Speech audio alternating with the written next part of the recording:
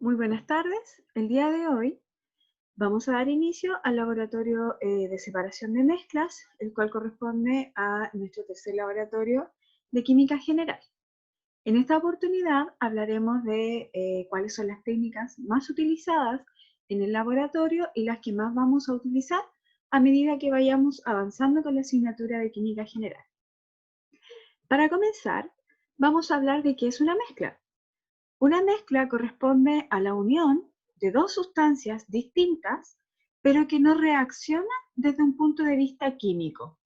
No hay una reacción química entre los componentes de estas mezclas, sino que por el contrario, cada una de las sustancias que forman parte de este conjunto van a conservar su identidad química.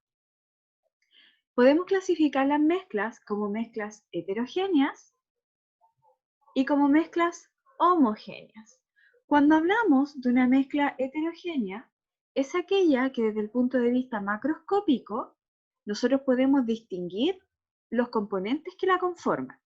O sea, podemos ver partes de estos componentes a simple vista, sin la necesidad de recurrir a un microscopio, por ejemplo. Mientras que cuando estoy en presencia de una mezcla homogénea, al contrario, ¿cierto?, de las mezclas heterogéneas, estas no se logra distinguir partes desde un punto de vista macroscópico, sino que se ve todo mezclado y ambas sustancias o los componentes que forman parte de esta como uno solo. Un ejemplo de mezcla homogénea es el agua disuelta en el alcohol. En general, existe una serie de técnicas que son ampliamente difundidas a la hora del trabajo en el laboratorio. Estas técnicas de separación de mezclas para aislar algunos de los componentes de interés se pueden clasificar como técnicas de separación físicas y como técnicas de separación químicas. Dentro de las físicas podemos encontrar técnicas mediante métodos térmicos, métodos eléctricos, magnéticos y mecánicos, donde los más comunes por su costo y por la cantidad de equipamiento que requieren van a ser los métodos térmicos y los métodos mecánicos. Para los métodos tanto eléctricos como magnéticos, muchas veces no se cuenta con los equipos necesarios para poder hacer este tipo de separación o requieren algún costo adicional. Dentro de los métodos térmicos vamos a encontrar la evaporación, la disolución, la sublimación, destilación, cristalización y fusión. Y dentro de los métodos mecánicos podemos encontrar protocolos como son la flotación, la filtración, el tamizado y la decantación. Dentro de las técnicas químicas, estas consisten en la utilización de un reactivo, por ejemplo, el cual solamente va a reconocer a un componente de la muestra, transformándolo de tal forma que nos permite separarlo del resto de la matriz. O en muchos casos también se puede aplicar alguna corriente eléctrica, la cual va a generar un potencial de óxido-reducción, oxidando o reduciendo la sustancia que yo quiero separar de esta mezcla compleja que pretendo en ese momento. La primera técnica que vamos a ver corresponde a una filtración simple, también conocida como una filtración gravitacional. Esta es una técnica que permite separar un sólido de un líquido. Para ello entonces nosotros vamos a necesitar los materiales que ustedes pueden ver en la pantalla. Un matraz Erlenmeyer, un embudo de filtración simple, papel filtro y una varilla de agitación o también conocida como bayeta. Un soporte universal y un aro metálico. En este aro metálico se introduce entonces el embudo simple y se ajusta a la altura de un matraz Erlenmeyer, de tal forma que la punta del tubo quede al interior de este matraz. Luego ponemos el papel filtro. Existen muchas formas de plegar este papel filtro. La que ustedes ven en este momento en la pantalla corresponde a un plegamiento de acordeón. Con ayuda de la bayeta procedemos a dejar caer el líquido sobre el papel, teniendo la precaución de que el líquido nunca rebalse al papel. Una vez que hayamos vaciado todo, procedemos a enjuagar el vaso de precipitado y a arrastrar todo el sólido o todo el líquido que haya podido quedar detenido en este. Lavamos nuestro papel. Es importante también tener cuidado que cuando realizamos este proceso, la varilla de agitación no vaya a romper el papel filtro.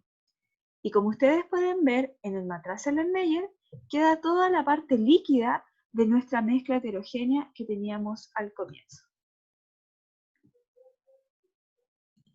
El segundo procedimiento, que también utilizamos con bastante frecuencia, corresponde a la filtración al vacío.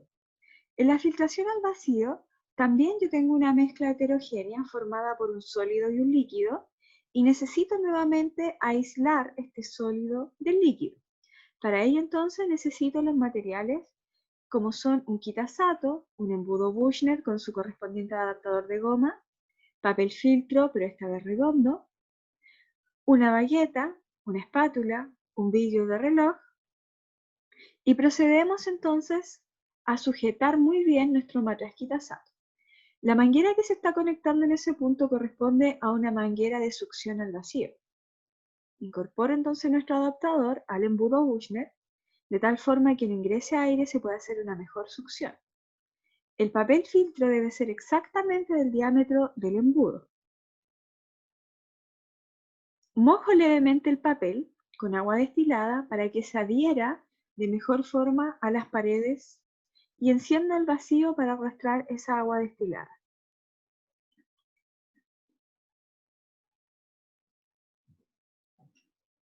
Luego entonces, con ayuda de la bayeta, nuevamente teniendo mucho cuidado de no romper el papel, comienzo a vaciar esta mezcla que está en este vaso de precipitado.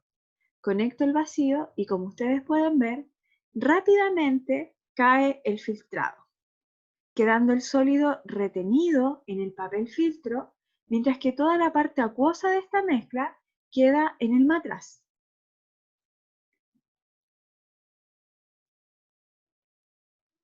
Retiramos el papel filtro para ver con más claridad cómo quedaron en este caso los cristales del sólido que formaban parte de la mezcla anterior.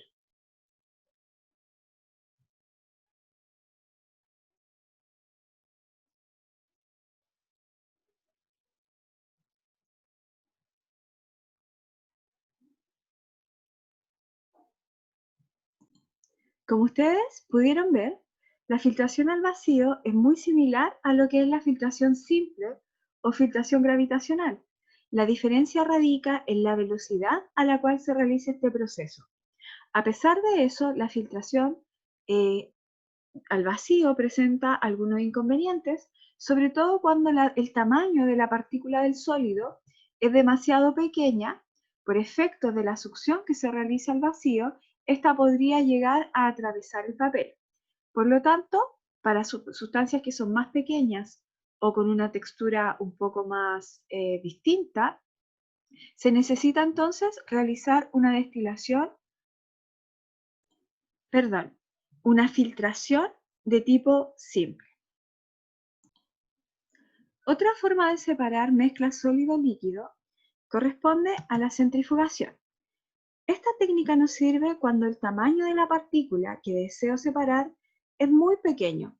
Por ejemplo, esta técnica es ampliamente utilizada para muestras biológicas como sangre y células, por ejemplo, para aislar los organelos de una matriz celular. Bueno, ustedes pueden ver que se está agregando una mezcla de color azul en uno de los tubos y el otro tubo, en este caso, se llena con agua destilada para que tengamos una masa equivalente y un volumen equivalente. Recuerden que las centrífugas son bastante sensibles a las diferencias de masa que se pueden generar y debo introducir masas lo más equitativamente posible. Una vez que introduzco los tubos, enciendo la centrífuga y aplico la velocidad de separación y el tiempo que voy a dejar que la muestra se logre girar. Dependiendo de la muestra, del tipo de muestra, es el tiempo que se le entrega y la cantidad de revoluciones por minuto que se aplica.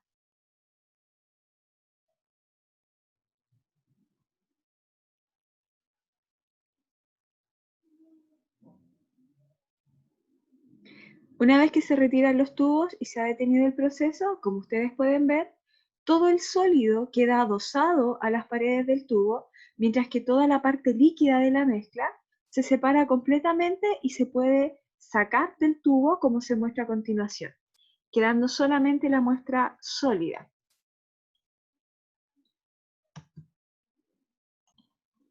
Una de las técnicas térmicas que más se utiliza corresponde a la destilación. La destilación es una técnica que la vamos a utilizar cuando las mezclas sean mezclas de dos líquidos, los cuales tienen distintos puntos de ebullición. En este caso se aplica temperatura a la muestra mediante una placa calefactora. El líquido que tiene el menor punto de ebullición va a comenzar a pasar al estado gaseoso. A medida que pasa al estado gaseoso, va ascendiendo a través del matraz, ¿ya? Hasta que llega a este tubo de acá. Este tubo de acá recibe el nombre de refrigerante o tubo de refrigerante. Y este tubo de refrigerante, por fuera de él, pasa agua fría, de tal manera que la sustancia que está acá en estado gaseoso va a comenzar a condensar en un proceso, ¿cierto?, de condensación tradicional y va a pasar del estado gaseoso en este tubo hacia el estado líquido, pudiendo colectarse en un nuevo matraz. Una vez que todo el líquido del menor punto de ebullición haya pasado por este proceso de evaporación y condensación, la temperatura del sistema va a comenzar a aumentar de tal forma que el segundo líquido, que es el que tiene el punto de ebullición más alto, va a pasar exactamente por el mismo proceso. Es decir, se va a calentar, va a pasar al estado gaseoso, pasa nuevamente por el refrigerante y cae. En general nosotros podemos tener dos sistemas de destilación. Una destilación simple para dos líquidos, ¿cierto?, que tienen puntos de ebullición distantes entre sí, pero también podemos encontrar sistemas de destilación mediante columnas de fraccionamiento, que es lo que nosotros podemos ver acá. Estas columnas de fraccionamiento nos van a permitir destilar dos o más líquidos y que la diferencia en sus puntos de ebullición no sea tan distante como en el caso de la destilación simple. Cada una de estas pequeñas columnas que están al interior de esta van a actuar como sistemas de microdestilación, permitiendo separar entonces mezclas líquido-líquido más complejas. Por último, la última técnica, en este caso de extracción líquido-líquido, que vamos a ver, es una decantación. En este caso se utiliza un embudo de decantación como el que ustedes pueden ver en el video, el cual es un embudo de vidrio que tiene una llave en la parte inferior y usa una tapa de teflón. En este proceso se pueden separar sustancias que tengan diferente densidad, formándose entonces dos o más capas, las cuales se pueden separar simplemente al abrir la llave, como ustedes pueden ver. Muchas veces existen muestras de algunos de los componentes que son miscibles o más afín con una fase polar o una fase apolar. En este caso, el líquido que es de mayor densidad siempre se va a ubicar en la parte inferior del embudo, mientras que el líquido que tiene la menor densidad se va a ubicar en la parte superior.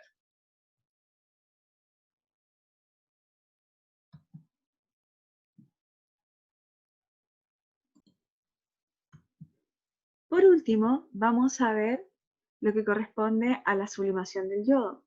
La sublimación es un cambio de estado no muy común que solamente algunas sustancias pueden alcanzar, entre ellas el yodo, por ejemplo, el cloruro de amonio también lo realiza. Lo que ustedes ven en este momento en la pantalla es yodo metálico, el cual puede tener esta forma o forma de esferas, y vamos a aplicar en una determinada temperatura. Como ustedes pueden ver, es completamente sólido. Lo ponemos entonces en una cápsula de porcelana y procedemos a calentar, ¿ya? Una pequeña cantidad. Se puede calentar a través de un mechero, a través de una placa calefactora, que es como la que se está mostrando en este momento en el video. Ajustamos la temperatura.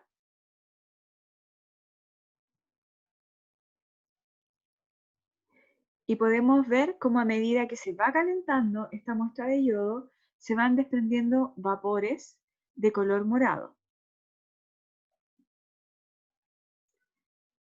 Esto es posible porque el yodo es una sustancia que sublima, es decir, es una sustancia que pasa del estado sólido al estado gaseoso sin la necesidad de pasar por el estado líquido. Una vez que estos vapores de yodo se logran enfriar, nuevamente pasan al estado sólido sin pasar nuevamente por el estado líquido.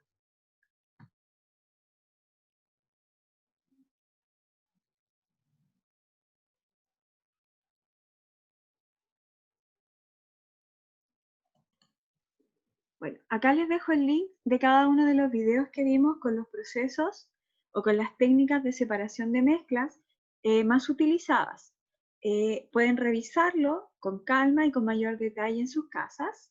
Y la actividad para esta semana va a corresponder a responder el siguiente cuestionario, en el cual se nos da una serie de mezclas y ustedes deben escoger qué técnicas de las que aparecen, en este caso en la presentación, o de otras, si de ser necesario, utilizarían para poder separar dichas mezclas. ¿Ya? Además, una serie de preguntas básicamente aplicados a los contenidos que vimos hoy. El informe de laboratorio de esta semana debe incluir una breve introducción, no más allá de media página. Debe incluir dos técnicas de separación de mezclas que no aparezcan, en este caso en la presentación, que no sean los videos que se lograron mostrar, y además deben adjuntar las respuestas al cuestionario mostrado anteriormente. Por último, deben desarrollar una breve conclusión de media página en la cual ustedes expliquen por qué escogieron las técnicas que escogieron y también por qué es importante manejar técnicas de separación de mezclas. Por último, recuerden que todo lo que ustedes encuentren a la hora de responder este cuestionario o a la hora de averiguar las técnicas o para fundamentar su conclusión debe tener algún apoyo bibliográfico.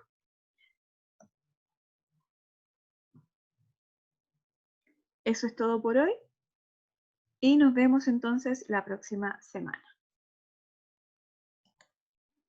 Recuerden que ante cualquier duda, la plataforma siempre está disponible y pueden hacer sus consultas a través de correo electrónico.